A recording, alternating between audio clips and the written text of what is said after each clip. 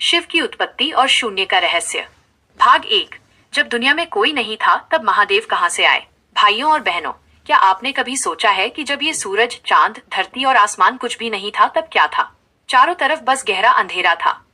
न कोई इंसान था, न कोई जानवर। उस सन्नाटे को चीरते हुए अचानक एक बहुत बड़ा उजाला हुआ। वो उजाला और कोई नहीं, हमारे भोलेनाथ थे। वे कहीं से पैदा नहीं हुए, बल्कि वे हमेशा से यही थे। आज की इस कहानी में हम उस रहस्य को खोलेंगे जिसे सुनकर आपके रोंगटे खड़े हो जाएंगे कि आखिर महादेव ने इस सुनी दुनिया में अपना पहला कदम कैसे रखा। भाग 2। अंधेरे के बीच प्रकट हुआ वो पहला उजाला कौन था? लोग कहते हैं कि भगवान को किसी ने बनाया है, पर सच तो ये है कि महादेव को बनाने वाला कोई नहीं। उस घनघोर अंधेरे में जब कुछ भी नहीं हिल रहा था, तब एक बहुत बड़ा प्रकाश स्तंभ यानी रोशनी का खंभा खड़ा हुआ। उस रोशनी में से एक ऐसी आवाज निकली जिसने पूरी दुनिया को जगा दिया। वो आवाज थी ए। सोचिए उस समय कैसा नजारा रहा होगा जब बिना किसी बीज के, बिना किसी कोख के साक्षात महाकाल प्रकट हुए थे।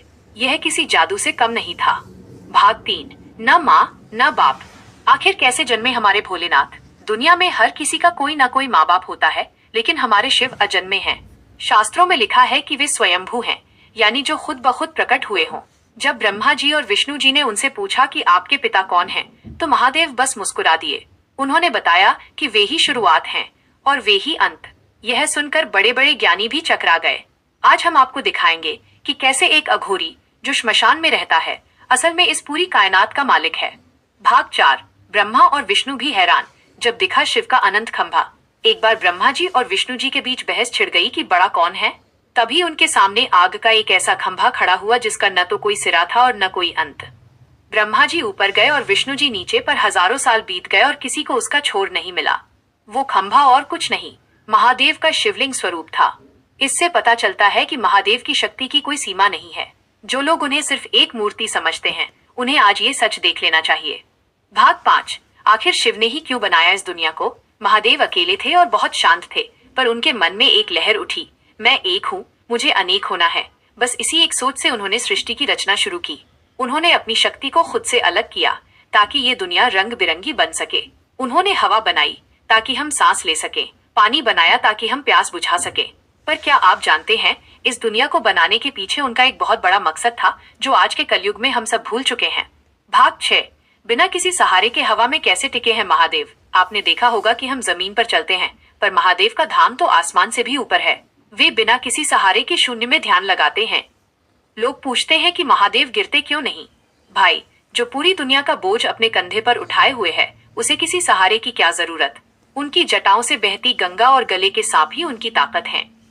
आज हम उस दिव्य शक्ति के दर्शन करेंगे जो विज्ञान की समझ से भी कोसों दूर है। भाग 7। वो रहस्यमयी ध्वनि जिससे पहली बार शिव प्रकट हुए। क्या आपने कभी ध्यान से ए की गूंज सुनी है?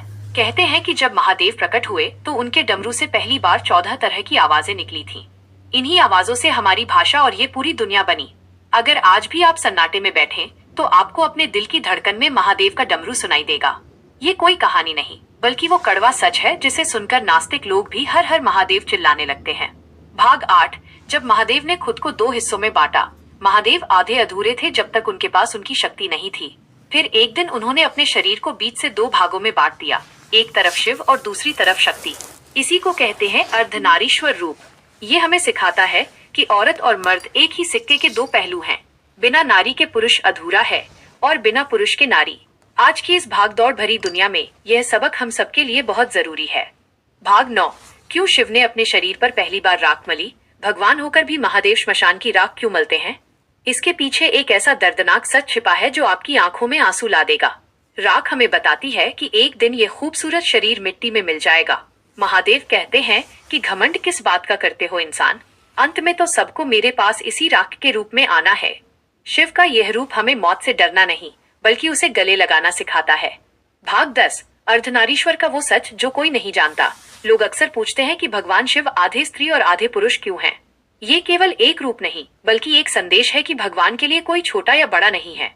उन्होंने दिखाया कि दया, ममता और प्यार जो नारी के गुण हैं, और ताकत, साहस और सुरक्षा जो पुरुष के गुण हैं, ये सब एक ही इंसान के अंदर होने चाहिए। जिसने इस रहस्य को समझ लिया, उसने साक्षात महादेव को पा लिया।